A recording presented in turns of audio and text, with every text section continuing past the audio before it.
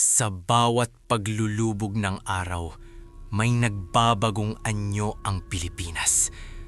Ang mga tahimik na gabi ay nagiging entablado ng matatandang takot, kung saan ang mga bulong ng nakaraan ay nagiging matatalim na katotohanan. Mula sa mga liblib na baryo hanggang sa mga urban legend, may isang tanong na matagal nang bumababagab sa kamalayan ng Pilipino. Ang mga nilalang ba na tinatawag nating cryptids, ang mga halimaw na nagpapatigil sa ating hininga, ay pawang imahinasyon lamang? O may laman bang mas malalim, mas nakakatakot na katotohanan na naghihintay sa mga anino? Ito ay isang paglalakbay sa pinakaloob ng ating kultura, kung saan ang takot ay may pangalan at ang mga alamat ay tila huminga. Sa mga komunidad na nababalot ng misteryo, ang mga kwento ng pagbabagong anyo at uhaw sa dugo ay hindi lamang mga babala. Ito ay mga salaysay ng mga engkwentro. Susubukang nating suriin ang mga testimonya na nagpapatunay sa kanilang matibay na lugar sa ating paniniwala. At titingnan natin kung paano hinuhubog ng mga nilalang na ito ang ating pang-araw-araw na buhay. Hindi ito tungkol sa mga kwento ng pambata. Ito ay isang seryosong investigasyon sa mga anino na matagal nang nagtatago sa likod ng ating kamalayan. Ang misteryo ay nananatili. Ano ang naghihintay sa dilim? At paano kung ang mga bangungot na ito ay tunay? Sa bawat sulok ng kapuluan, may isang tanong na matagal nang nakabaon sa lupa. Ang mga nilalang ba na nagbibigay kahulugan sa ating mga bangungot ay pawang gawa-gawa lamang ng isip, o mayroon silang pisikal na presensya sa mga liblib na lugar? Hindi ito isang pag-aaral ng folklore lamang. Ito ay isang seryosong pagtatangka na suriin ang mga anino na humuhubog sa kamalayan ng Pilipino. Isang investigasyon sa mga cryptids na nagpapatunay na ang takot ay may pangalan at may matibay na ugat sa ating kultura.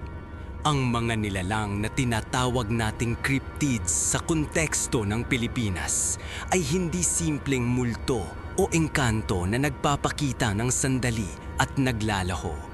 Sila ay mga nilalang na may matibay na koneksyon sa pisikal na mundo, na madalas ay nagpapakita ng kakayahan magbago ng anyo, shape-shifting, at nagtataglay ng mga katangiang predatory. Ang kanilang presensya ay nagdudulot ng psikolohikal at sosyal na epekto na hindi matatawaran, na nagpapaliwanag sa mga trahedya at nagpapataw ng moralidad sa mga komunidad. Sa lahat ng mga cryptids, ang aswang ang hari ng takot. Ang pangalan nito ay hindi tumutukoy sa isang solong nilalang, kundi isang malawak na kategorya ng mga halimaw na nagbabago ng anyo, na nagtataglay ng iba't ibang katangian depende sa rehiyon. Sa Visayas, lalo na sa mga lalawigan ng Capiz, Iloilo at Siquijor, ang takot sa aswang ay isang institusyon. Sila ay inilalarawan bilang mga nilalang na sa araw ay mukhang ordinaryong tao, tahimik at kagalang-galang, ngunit sa gabi ay nagiging mga vampira, aso, baboy o malalaking ibon na naghahanap ng biktima. Ang pinakamatinding takot na dala ng aswang ay ang kanilang uhaw sa lamang loob, partikular ang atay at puso. Ang kanilang modus operandi ay ang paghahanap ng mga buntis at mga sanggol na pinaniniwala ang mas madaling biktima dahil sa kanilang kawalan ng depensa at ang matinding lakas ng buhay na taglay nila. Sa mga kwento, ang aswang ay gumagamit ng mahabang tila o proboscis upang sipsipin ang lamang loob ng biktima na hindi nag-iiwan ng malaking sugat sa labas ng katawan.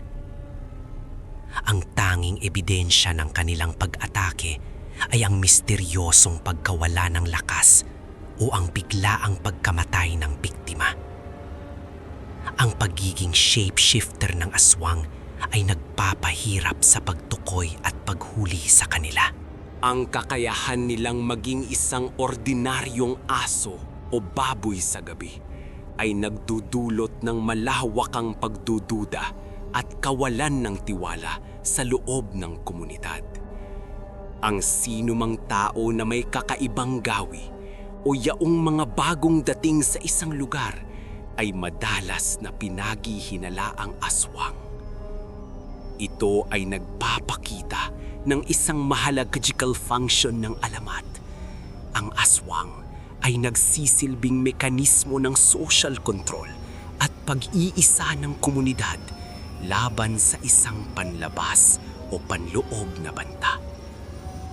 Ang manananggal ay isang partikular na nakakakilabot na suburi ng aswang na nagtataglay ng kakayahang hatiin ang sarili sa baywang.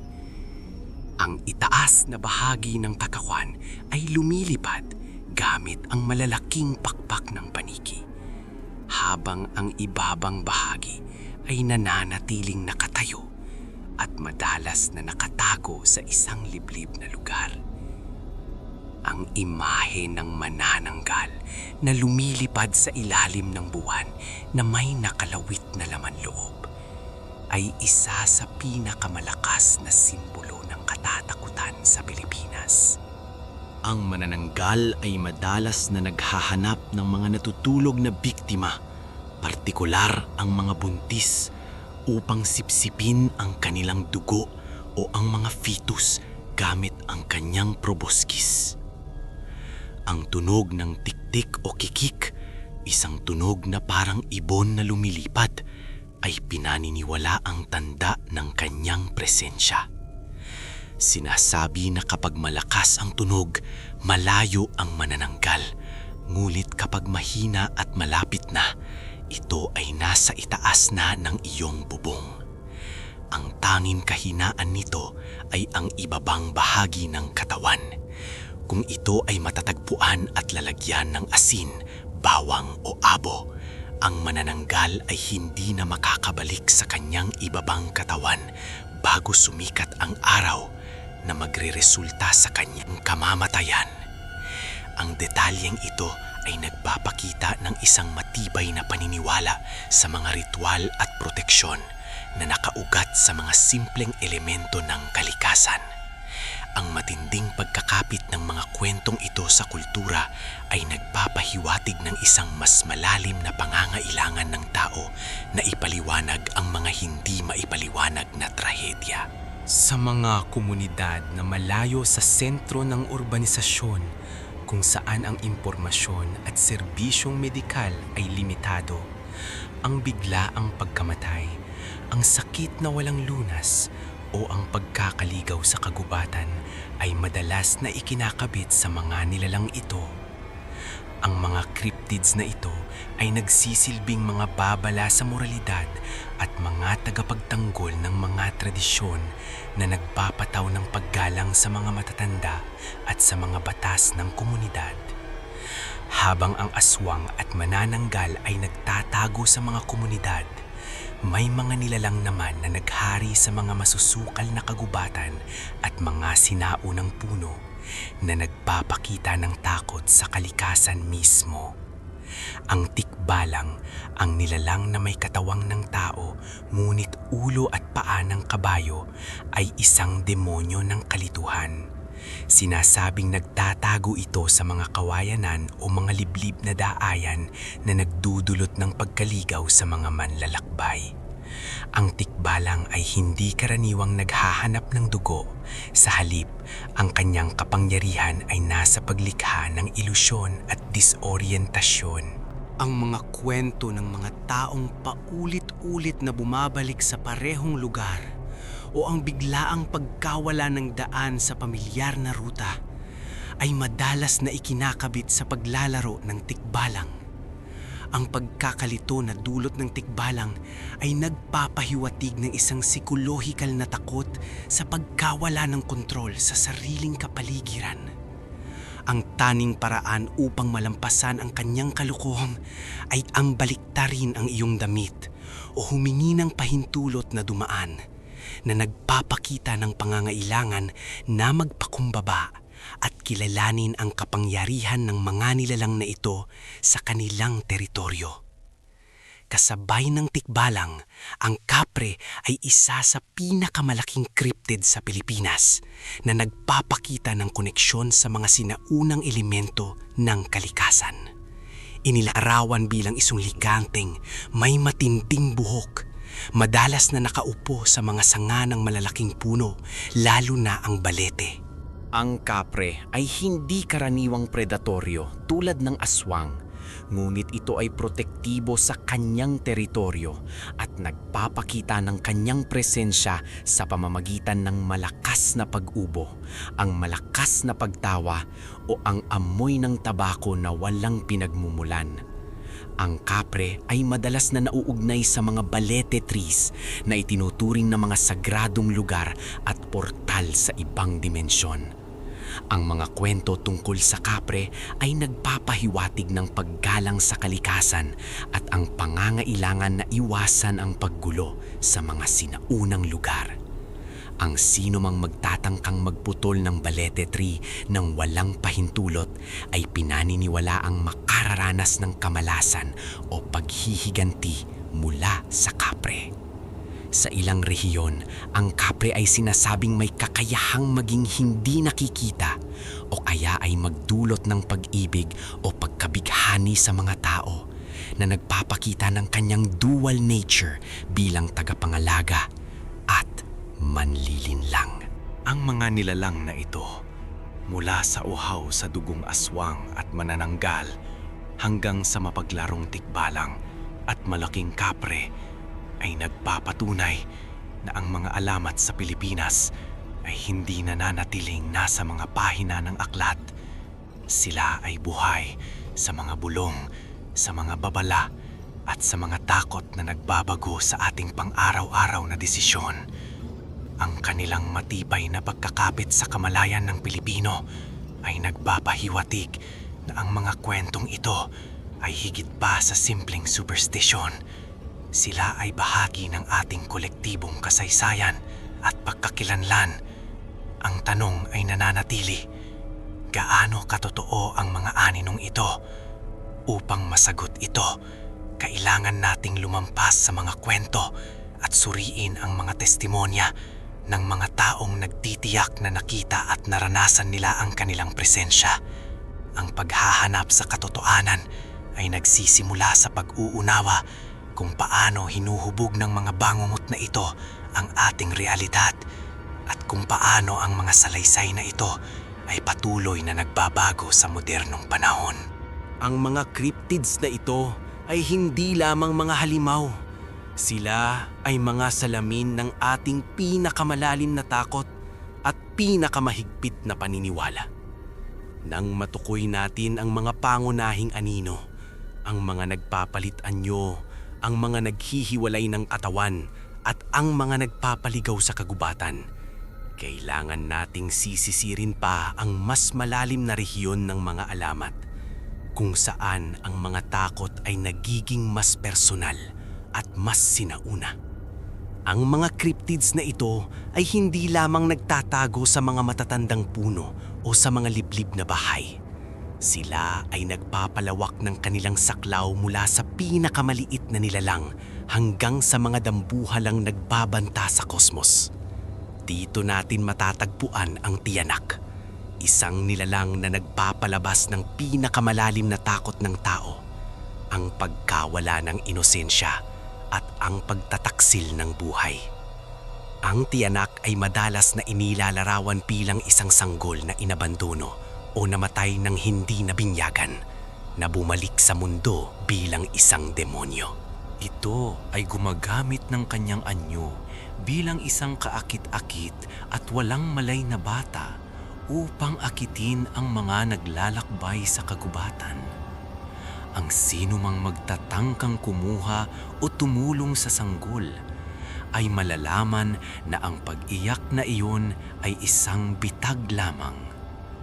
Kapag nakuha na ang atensyon ng biktima, ang tiyanak ay nagbabago ng anyo, nagiging masungit, naglalabas ng matatalim na ngipin at nagpapakita ng kanyang tunay na kalikasan. Ang mitolohiya ng tiyanak ay nagpapahiwatig ng isang matinding takot sa kamatayan ng sanggol at ang pangangailangan para sa mga ritual ng paglilinis at pagpapabinyag. Ito ay nagbibigay babala laban sa labis na pagtitiwala at nagpapahiwatig na ang pinakamalaking panganib ay maaring magmula sa pinaka-inosenteng anyo. Sa isang lipunan kung saan ang pamilya at ang mga bata ay sentro ng buhay, ang tiyanak ay kumakatawan sa pinakamasamang posibleng pagbaluktot ng natural na kaayusan. Kasabay nito, kailangan nating tumingin sa langit kung saan naghari ang Bakunawa. Hindi ito nagtatago sa kagubatan o sa dilim ng gabi. Ito ay isang dambuhalang ahas na may kapangyarihang lamunin ang buwan o minsan ay ang araw. Ang Bakunawa ay hindi lamang isang nilalang ng takot, kundi isang paliwanag para sa mga pangyayari sa kalikasan, lalo na ang mga eclipse. Ayon sa mga sinaunang paniniwala, ang Bakunawa ay isang dragong na naninirahan sa karagatan na naghahangad na kainin ang 7 buwan na nilikha ng batala. Nang makain nito ang 6, ang huling buwan ay pinoprotektahan ng mga tao sa pamamagitan ng paggawa ng matinding ingay, pagpalo ng mga kaldero, pagtugtog ng tambol at pagsigaw upang takutin ang Bakunawa at pilitin itong iluwa ang buwan. Ang kwento ng Bakunawa ay nagpapakita ng koneksyon ng mga Pilipino sa kosmos at ang kanilang papel bilang tagapagtanggol ng balanse ng mundo. Ang takot na dulot ng Bakunawa ay hindi personal. Ito ay isang takot sa pagkalipol, sa pagkawala ng liwanag at sa pagbagsak ng kaayusan. Ang mga nilalang na ito, mula sa lokal na tiyanak hanggang sa kosmikong Bakunawa, ay nagpapatunay na ang mga cryptids ay naglalaro ng iba't ibang papel sa kamalayan ng Pilipino na sumasaklaw sa lahat ng aspeto ng buhay at kamatayan. Ngunit ang kapangyarihan ng mga cryptids na ito ay hindi lamang nasa kanilang mitolohiya. Ito ay nasa mga salaysay ng mga taong nagtitiyak na nakita nila ang mga ito. Ang mga testimonya ay ang ugat ng patuloy na paniniwala. Sa mga liblib na baryo, ang mga kwento ng mga nakatagpo ay hindi itinuturing na mga katang-isip. Sila ay mga katotohanan na nagpapatunay sa panganib na nagkukubli sa labas ng liwanag. Ang mga salaysay na ito ay madalas na may pare-parehong detalye, kahit na nagmumula sa mga taong hindi nagkakakilala o nagmula sa magkakaibang rehiyon. Ang isang matandang babae sa Visayas ay maaaring maglarawan ng manananggal na may parehong katangian ng isang kwento mula sa isang mangingisda sa Mindanao. Ang amoy ng suka, ang tunog ng pagaspas ng pakpak, at ang paghahanap ng mga buntis na biktima. Ang konsistensyang ito ay nagbibigay ng bigat sa mga paniniwala na nagpapahirap sa mga siyentipiko na basta na lamang itong ituring na simpleng superstition. Ang emosyonal na epekto ng mga engkwentro na ito ay hindi maaaring baliwalain. Para sa mga taong naniniwala na nakita nila ang aswang o ang kapre, ang karanasan ay nag-iiwan ng matinding trauma at isang pangmatagalang pagbabago sa kanilang pananaw sa mundo. Ang takot ay nagiging bahagi ng kanilang pang-araw-araw na buhay na nagdidikta kung kailan sila lalabas, kung saan sila maglalakbay, at kung paano nila protektahan ang kanilang pamilya. Ang pagpapahayag ng mga karanasan na ito sa komunidad ay nagpapatibay sa kolektibong takot na lumilikha ng isang siklo ng paniniwala kung saang ang bawat bagong salaysay ay nagpapatunay sa mga nauna. Ang mga kwentong ito ay nagiging isang uri ng oral history na nagpapatuloy sa mga henerasyon hindi lamang bilang babala, kundi bilang patunay ng mga hindi nakikitang puwersa na humuhubog sa kanilang kapalaran. Sa kabila ng matitinding salaysay, kailangan nating suriin ang mga pangyayaring ito sa ilalim ng lente ng sikolohiya at agaham. Ang tanong ay hindi kung ano ang nakita, kundi kung paano ito ipinaliwanag ng utak ng tao sa ilalim ng matinding stress o kakaibang kondisyon. Ang isa sa pinakamalaking paliwanag para sa mga nocturnal na engkwentro, lalo na sa mga nilalang tulad ng aswang at manananggal na umaatake habang natutulog, ay ang sleep paralysis, na kilala sa Pilipinas bilang bangungot. Ang bangungot ay isang kondisyon kung saan ang isang tao ay nagigising, ngunit pansamantalang hindi makagalaw o makapagsalita. Ang karanasan ay madalas na sinasamahan ng matinding takot, ang pakiramdam ng bigat sa dibdib at ang pagkakaroon ng isang masamang presensya sa silid.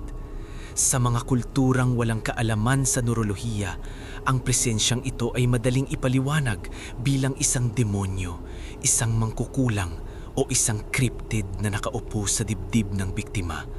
Ang mga detalye ng bangungot, ang kawalan ng kakayahan na sumigaw at ang pakiramdam na sinasakal ay perpektong tumutugma sa mga salaysay ng mga biktima ng mga nilalang na uhaw sa dugo. Ang agham ay nagbibigay ng isang pisyolohikal na paliwanag, ngunit ang kultura ay nagbibigay ng isang mukha at isang pangalan sa takot na iyon. Ang isa pang malaking salik ay ang cultural conditioning. Mula pagkabata, ang mga Pilipino ay pinalaki sa mga babala tungkol sa mga nilalang na ito.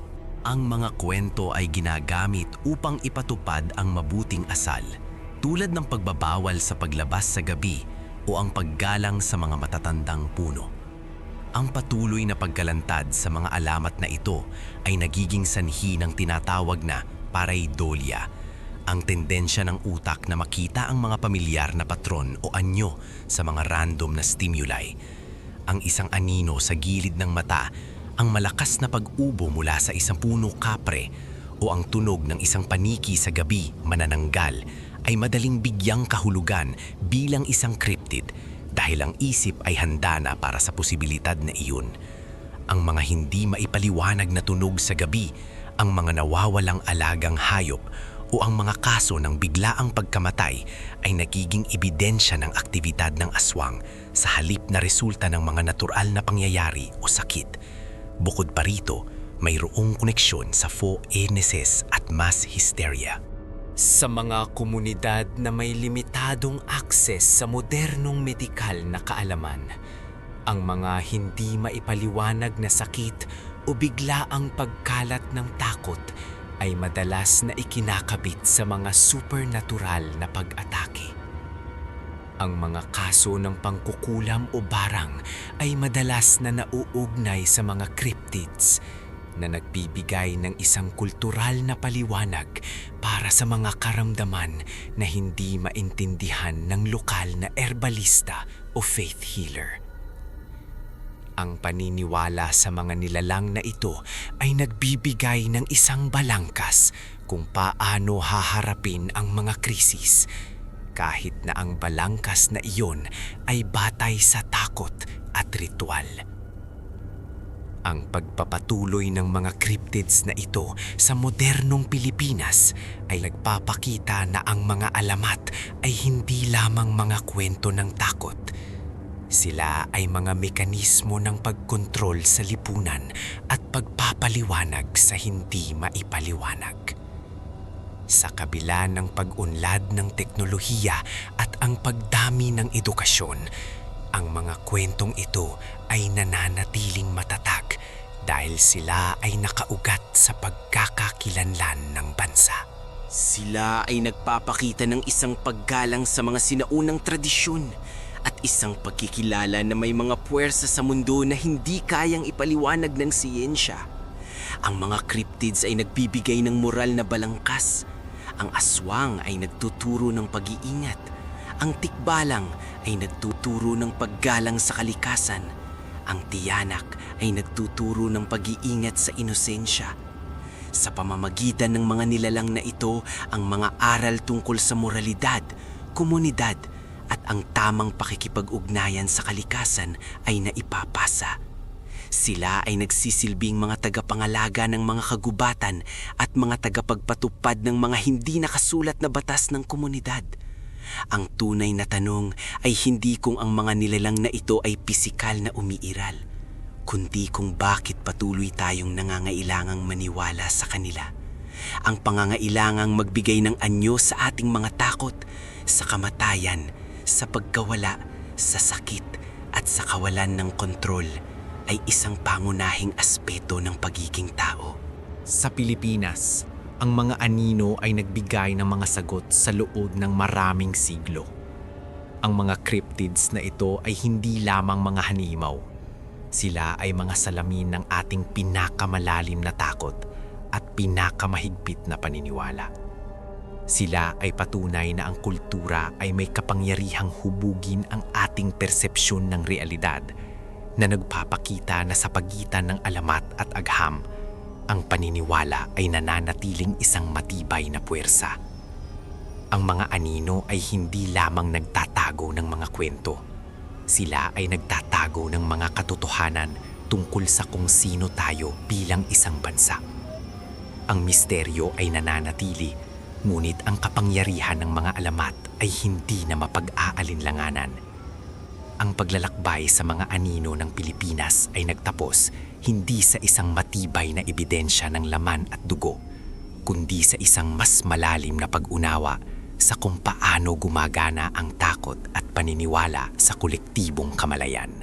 Matapos suriin ng mga testimonya, ang mga psikolohikal na paliwanag at ang mga kultural na ugat, ang huling hatol ay hindi na tungkol sa pisikal na pag-iral ng mga nilalang na ito, kundi sa kanilang hindi matatawarang kapangyarihan sa paghubog ng realidad. Ang mga cryptids ay hindi lamang mga kwento ng takot na ibinubulong sa dilim. Sila ang arkitektura ng panloob na mundo ng Pilipino. Ang siyensya ay nagbigay ng mga kasagutan. Ang sleep paralysis ay nagiging manananggal. Ang mga hindi maipaliwanag na sakit ay nagiging gawa ng aswang. At ang mga optikal na ilusyon sa kagubatan ay nagiging kapre o tikbalang. Ngunit ang mga paliwanag na ito, gaano man kalohikal, ay hindi sapat upang tuluyang burahin ang mga alamat. Ang dahilan ay simple. Ang paniniwala ay mas matanda kaysa sa agham at ang tultura ay mas matibay kaysa sa lohika. Ang mga cryptids ay nakatira sa isang espasyo na hindi kayang abutin ng teleskopyo o mikroskopyo. Sila ay naninirahan sa kasaysayan, sa wika at sa emosyon. Ang tanong ay nagbabago mula sa umiiral ba sila patungo sa bakit natin sila patuloy na nililikha. Ang patuloy na pag-iral ng mga cryptid sa modernong Pilipinas ay nagpapakita ng isang malaking pagtutol sa globalisasyon at sekularisasyon.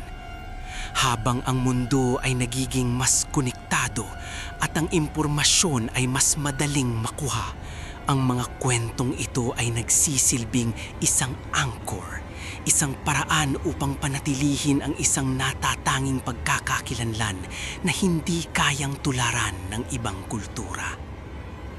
Ang mga nilalang na ito ay sumasalamin sa isang bansa na may malalim na paggalang sa misteryo. Isang bansa na naniniwala na ang mundo ay hindi lamang binubuo ng mga nakikita, kundi pati na rin ng mga hindi nakikita. Tingnan natin ang aswang halimbawa. Sa modernong konteksto, ang aswang ay hindi lamang isang vampira. Ito ay isang simbolo ng panlipunang pagkasira. Sa mga komunidad na nahaharap sa kahirapan, kawalan ng tiwala at kawalan ng batas, ang aswang ay nagiging personifikasyon ng mga puwersang nagpapahina sa komunidad. Ang takot sa aswang ay nagtutulak sa mga tao na maging mas maingat sa kanilang mga kapitbahay, na nagpapakita ng isang malalim na takot sa pagtataksil at sa pagkawala ng bayanihan. Ang mitolohiya ay nagiging isang salamin ng panlipunang patolohiya. Ang tikbalang at kapre naman ay nagdadala ng mas malaking bigat sa usapin ng kapaligiran. Sa isang bansa na mabilis na nagdi-deforest, ang mga kwento ng mga nilalang na nagbabantay sa mga puno at kagubatan ay nagiging mas mahalaga. Ang pagkawala ng mga tikbalang at kapre ay hindi lamang pagkawala ng alamat. Ito ay pagkawala ng paggalang sa kalikasan. Ang mga cryptids na ito ay nagsisilbing huling linya ng depensa. Nagpapaalala sa mga tao na ang paglapastangaan sa kalikasan ay may kaakibat na supernatural na parusa. Ang kanilang presensya ay nagpapatunay na may mga bahagi ng mundo na dapat iwanang hindi nagalaw, na ang kalikasan ay may sariling mga tagapagbantay na hindi nakikita. Ang tiyanak, ang sanggol na demonyo, ay nagpapakita naman ng takot sa pagkawala ng inosensya at ang trauma ng pagkakalaglag o pag-abandona. Ito ay isang matinding pagpapahayag ng kalungkutan at pagdududa sa moralidad. Ang tiyanak ay nagtuturo ng isang aral tungkol sa responsibilidad at ang madilim na bahagi ng pagiging magulang. Ang mga kwentong ito ay hindi nilikha para lamang magbigay ng kilig. Sila ay nilikha upang iproseso ang mga pinakamahirap na emosyon at karanasan ng tao. Ang bakunawa, ang dambuhalang ahas na kumakain ng buwan, ay nagdadala ng isang kosmikong takot. Ang takot sa kawalan ng kontrol sa mga puwersa ng kalikasan. Kahit sa panahon ng modernong astronomiya, ang mga ritual at paniniwala na nauugnay sa bakunawa tuwing may eklipse ay nagpapatuloy. Ito ay nagpapakita na sa harap ng mga puwersang hindi kayang kontrolin ng tao, ang sinaunang paniniwala ay nagbibigay ng isang porma ng psikolohikal na kapanatagan, isang paraan upang makipag-ugnayan sa universo. Sa huli, ang imbestigasyon sa mga cryptids ng Pilipinas ay nagpapakita na ang mga nilalang na ito ay nabubuhay hindi sa mga gubat o kuweba, kundi sa mga espasyo sa pagitan ng kaalaman at kawalan ng kaalaman. Sila ang mga sagot na ibinibigay ng kultura kapag nabigo ang siyensya na magbigay ng mabilis at nakakapanatagang paliwanag. Sila ay mga produkto ng isang kolektibong imahinasyon na nagtatangkang bigyan ng kahulugan ang kaguluhan ng buhay. Ang mga cryptids ay nagbibigay ng isang balangkas para sa moralidad at pag-uugali. Sa isang lipunan na kadalasang umaasa sa mga di nakasulat na batas, ang mga nilalang na ito ay nagsisilbing mga tagapagpatupad. Ang takot sa aswang ay nagpapanatili ng kaayusan sa gabi. Ang paggalang sa kapre ay nagpapanatili ng kalinisan sa mga lumang puno. Ang mga ito ay mga mekanismo ng pagkontrol sa lipunan na gumagana sa pamamagitan ng pag-uudyok niyang takot at paggalang. Ang pag-aral na ito ay nagtatapos sa isang malinaw na konklusyon. Ang mga cryptids ay totoo.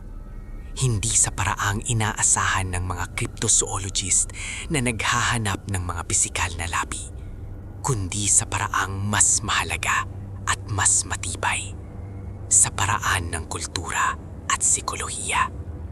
Sila ay mga katotohanan na humuhubog sa mga desisyon, nagpapatibay sa mga komunidad, at nagpapanatili ng isang natatanging pagkakakilanlan.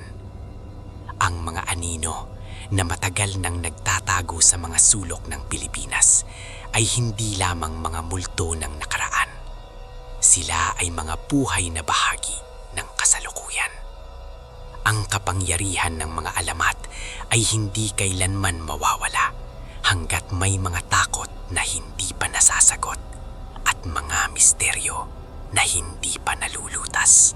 Sa pagitan ng liwanag ng modernong mundo at ng kadiliman ng sinaunang paniniwala, ang Pilipinas ay nananatiling isang lupain kung saan ang pader sa pagitan ng pantasya at realidad ay manipis. Ang mga cryptids ay nagpapaalala sa atin na ang pinakamalaking misteryo ay hindi nakatago sa kagubatan, kundi sa loob mismo ng puso ng tao. Ang mga nilalang na ito ay hindi lamang naghihintay sa dilim, sila ay naghihintay sa ating mga isip. At doon, sila ay nananatiling walang hanggan. Ang misteryo ay nalutas. Ang mga cryptids ay ang ating sarili na inihagis sa mga anino. Ito ang huling katotohanan. Patibayan pa ang lugar ng mga alamat. Mag-subscribe at i-like.